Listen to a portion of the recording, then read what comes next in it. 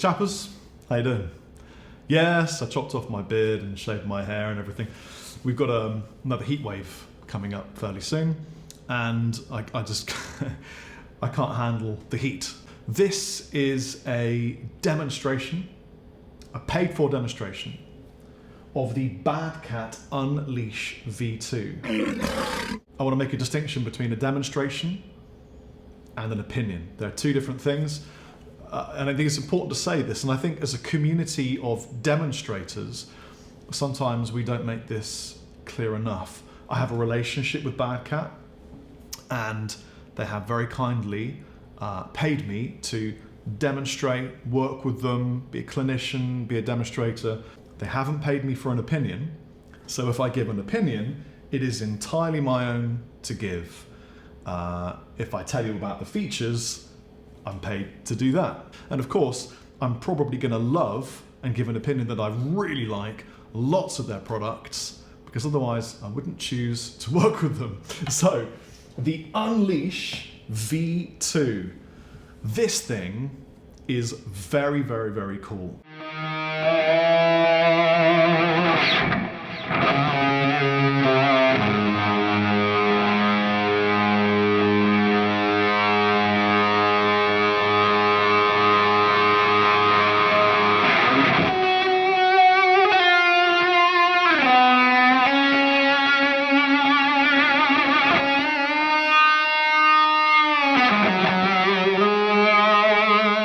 Unleash that came out a few years ago was the first ever attenuator reamplifier, and this is the same, but it's got bells and whistles and added cool features.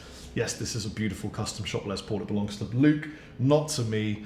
Wish it did. I've just strung it, so the G string is looking at me like, why do you need it and why is it cool? Well, if you, like me, are a big fan of low wattage lunchbox amps that were made famous by the Tiny Terror, that kind of thing. Well, if you've ever tried gigging one of them, it's really fun, but you can't quite get over the drum kit if you're in a small venue, unless you mic it up and go through the PA. Sometimes you want to take that little box of fireworks and make it 100 watts. And the Unleash V2 has 100 watts. I think more than 100 watts. I think John said in a video that it was 120, 110, but I think it's 100 watts of more. So if you've got a 15 watt lunchbox amp and you go from the out at the back, the speaker out, into this, and then from this into your speaker, suddenly it's 100 watts if you want. And you've got to be careful. This is a warning. Be careful. Set the volume low when you kick off, because you can produce ridiculous amounts of volume with the Unleash V2. So it's a reamplifier if you've got an amplifier that you want to be louder. It's also an attenuator. So if you've got a 100 watt Marshall Plexi head and you're like, man, this sounds incredible when it's gunned, but I want to bring it down so that I can play in my bedroom or in recording in a little studio, whatever, you can use the Unleash V2. It's an attenuator. It's so cool. Maybe you got a vintage amp, whatever wattage, but it hasn't got an effects loop. Suddenly you've got an effects loop. On the back of this is an effects loop. You go from the speaker out into this, into the cabinet, and suddenly you've got a loop. The cool thing about that is that even if you've got a loop, so I have a loop in this RD1 here, sorry, difficult to point things behind you. Well, now I've got two effects loops. Normally I do these sort of beautiful sweeps and things, and sometimes I think, that's kind of cool, and sometimes I think it's just a little bit, it takes you away from the video. Anyway, so here's a close-up. It's the Unleash V2 from BadCat, and it's the next thing that you need. Look, this is cool. The handle folds. Here's your input trim. These are your two channels. And on the back, I'm going to bring it really close so that you can see. This is where the magic happens. You've got your signal input. Obviously, you can change your impedance there. Output to the speaker cabinets. You've got your line out for silent recording, foot switch, power, and your effects loop and speaker phase. It's everything you need in one little convenient lightweight box. Beautiful, isn't it? So it's really, really versatile. It's not like it's solving a problem that hasn't been solved before, but in one unit, it's providing you lots and lots of cool options rather than lots of things that would do the same thing for you.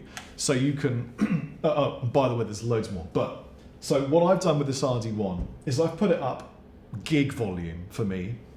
In fact, I've never had this loud, like full volume at a gig before. It's just too loud for a gig. But I've put it gig volume, like Door J on tour volume, into the Unleashed V2. I've knocked back the volume. So I've got that power amp crunch coming out. And the V2 has a BadCat designed reactive load. Now that's kind of jargony speak. What it means is that when your amp kind of looks at this, it sees a speaker. So it reacts, it's a reactive load, it reacts the way it would do to a speaker rather than a thing and then a speaker. So it should feel the same. The input trim is a knob, and what you do is when you're playing guitar, you tweak it so that the light it comes on when you're playing, and when you're playing light finger picking, it should go off. So it's telling you it has enough signal to do everything it needs to do. You turn it down until it's the right amount. It's like a limiter. You get me?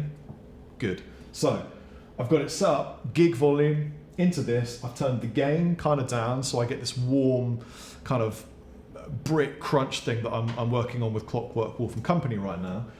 And then I brought the volume down so it isn't destroying my ears in the studio, because I want to go and play with my kids and eat a curry and be able to hear everything. So this is how, and I bet this Les Paul is not in tune, but this is how it currently sounds set the way I've currently set it. And I'm using the effects loop in the V2, not the effects loop in my RD1.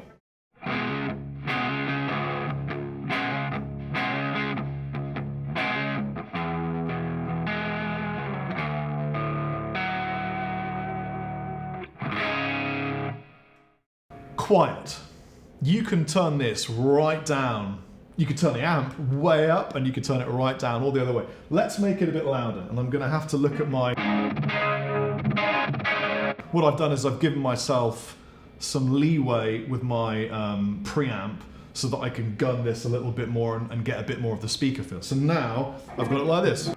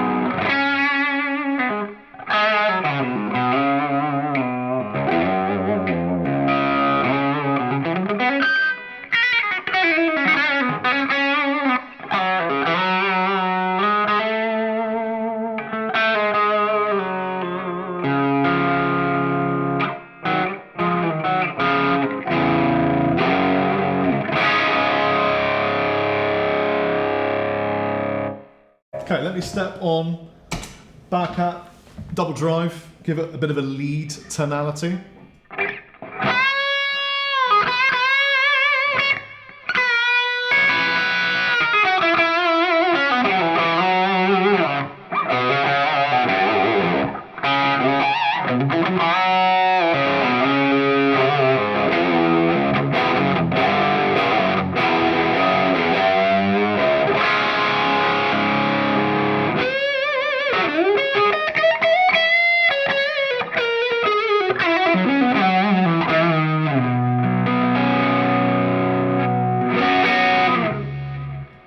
Nice. What I really like is the flexibility this gives you, because when I'm recording, sometimes I don't want to have to, I prefer, let me rewind, beep, beep. I prefer to be in the same room as the amp when I record. Every piece of guitar recording you've ever heard from me, whether it be Dorje or coming up Criterion, Clockwork Wolf and Company, the Monkey Lord stuff, I'm in the room with the amp. Or I'm in a control room with the door open and I'm in the doorway. I don't like to be separated from my best mate. I want the reaction between the strings and the speaker, because that's where the magic kind of happens, in my opinion. And what I'm loving about that is that with this beautiful attenuation, I can gun my amplifier and get that power amp saturation, kind of the tonality that happens when you push an amp really hard, but at a reasonable volume. But then if I want to go and gig with one of those like micro terrors, or even one of those little pedal power amps, well, I've got 100 watts now. and as well as just 100 watts, I have 2 channels, because if you plug a foot switch into this, and I'm kicking myself because I don't have an appropriate foot switch, but if I had one, I've got channel 1 and channel 2, and this is just a clean volume boost, because I've probably spoken about this a number of times before, but if you put a boost in the front of an amplifier, you just push the preamp valves, you just get more gain. You don't get a lot of volume, or not enough for a proper boost. You need to put it in the loop to do that. But this gives you channel 2.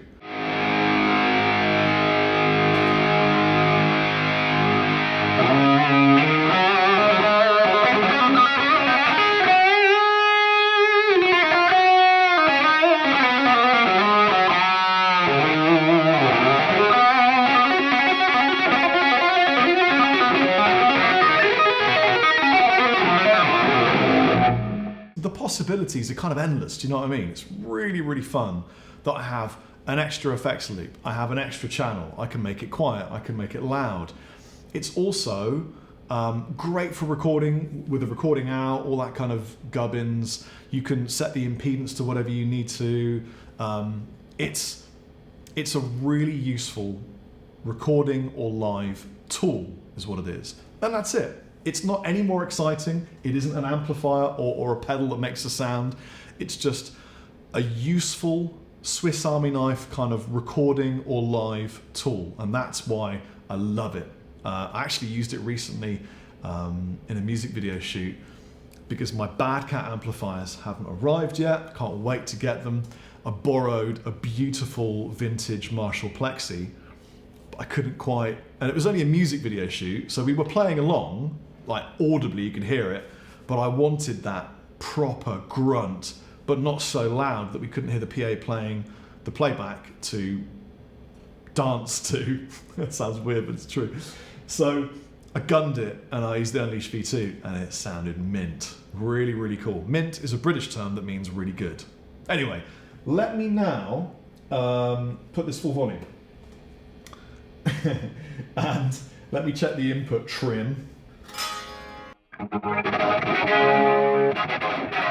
As you can hear, Luke's beautiful custom shop Les Paul is now slightly out of tune. Let me very slightly alter that for you.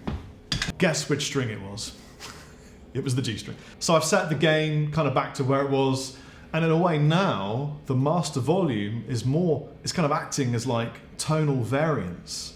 Do you want more power amp, kind of crunchy warmth, sag, or do you want it tighter and a bit less like that? And that's really cool.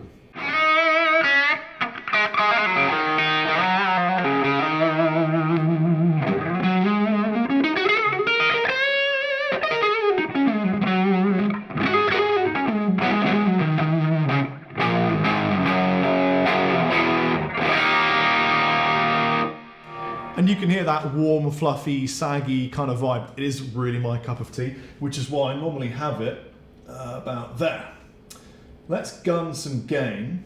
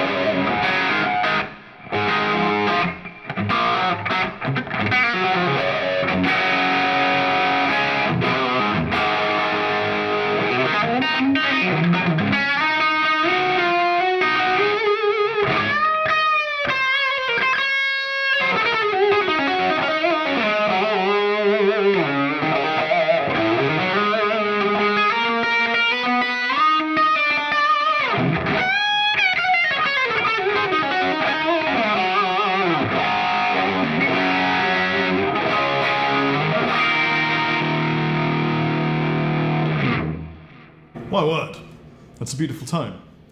And there are certain tones that you can really only get with attenuation, unless you own a studio and you can whack an amp somewhere else and you can gun it and mic it up and do all sorts of stuff. If you don't have that kind of luxury, attenuation or reamplification is the only way to kind of do that. So yeah, there's not a lot else to show you really. Let me just get a beautiful lead tone and just play some guitar for you on Luke's Les Paul. Wouldn't we all just abuse Luke's Les Paul?